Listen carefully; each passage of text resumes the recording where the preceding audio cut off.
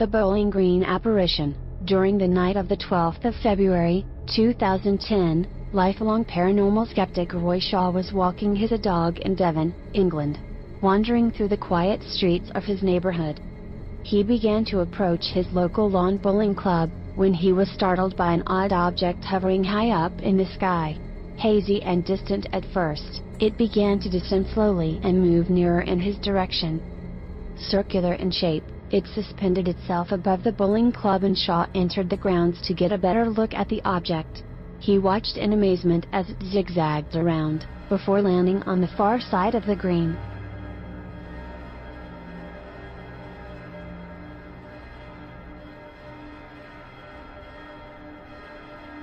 The Silbury Hill case.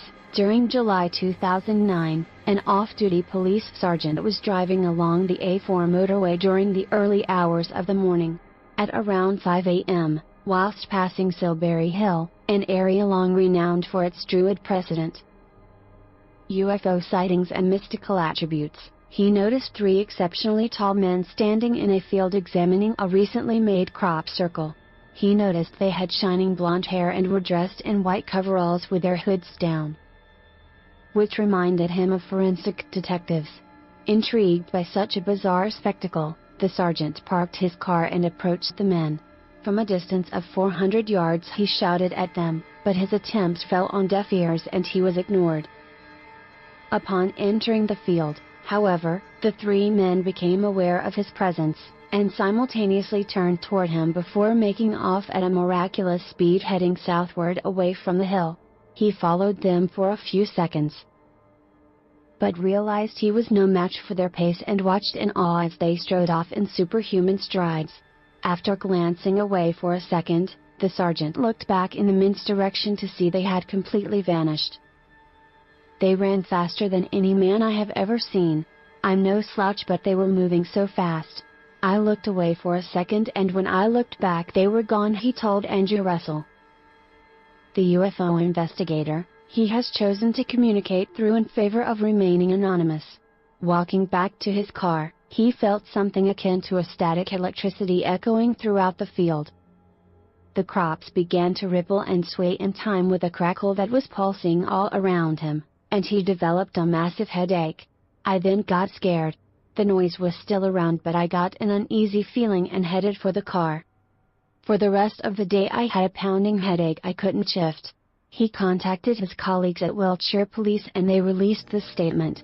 The police officer was apparently off duty when this happened, so we have no comment to make, because it is personal, not a police matter. On the night following the sighting, residents of the area reported seeing an unmarked helicopter hovering for 3 hours over the field where the encounter took place, a sequence that has followed UFO and crop circle reports in the area with increasing frequency. The sergeant continues to remain anonymous.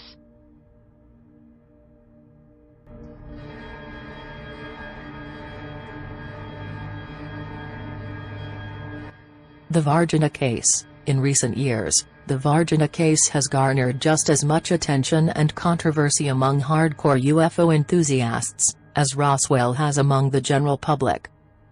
Many attempts have been made to thoroughly investigate the case and make conclusive findings.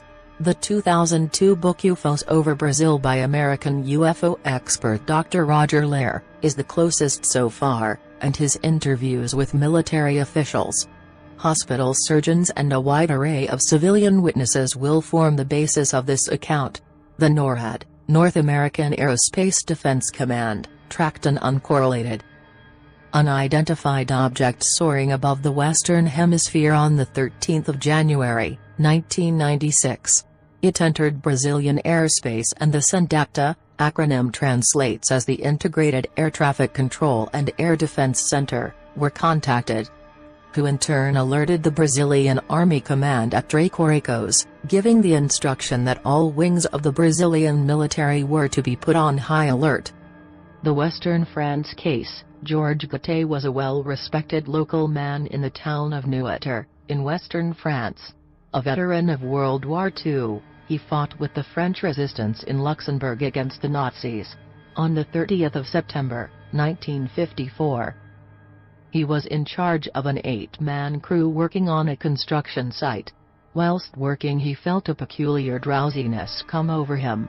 He felt compelled to walk, although he did not know where or why. As if some unknown force was guiding him. When he stopped, he was in sight of an unknown being some 30 feet away on a hill. He described it as having an opaque glass helmet, gray coveralls and short boots. He also noticed a rod-like weapon in its hand and a square-shaped electronic device on its chest. The creature stood in front of a dome-shaped object which hovered 3 feet above the ground. The craft also had a cupola shape on top, with blade-like devices protruding from its highest point. In total awe of what he was looking at, Gate stood in a paralyzed silence. As he gazed in amazement, something even stranger happened. He stated suddenly, the strange man vanished. Gate then ran back to the site to report what he saw, and noted that at his first attempt to do so he was overcome with an unshakable feeling of stillness. After greeting his workers with a panicky "Have you seen something?" 2 of his workers concurred with his account, claiming to have seen a flying saucer and a man dressed like a diver in front of it. His 7 co-workers complained of feeling inexplicably drowsy during the event. And George Gate himself suffered headaches, loss of appetite and insomnia for the full following week.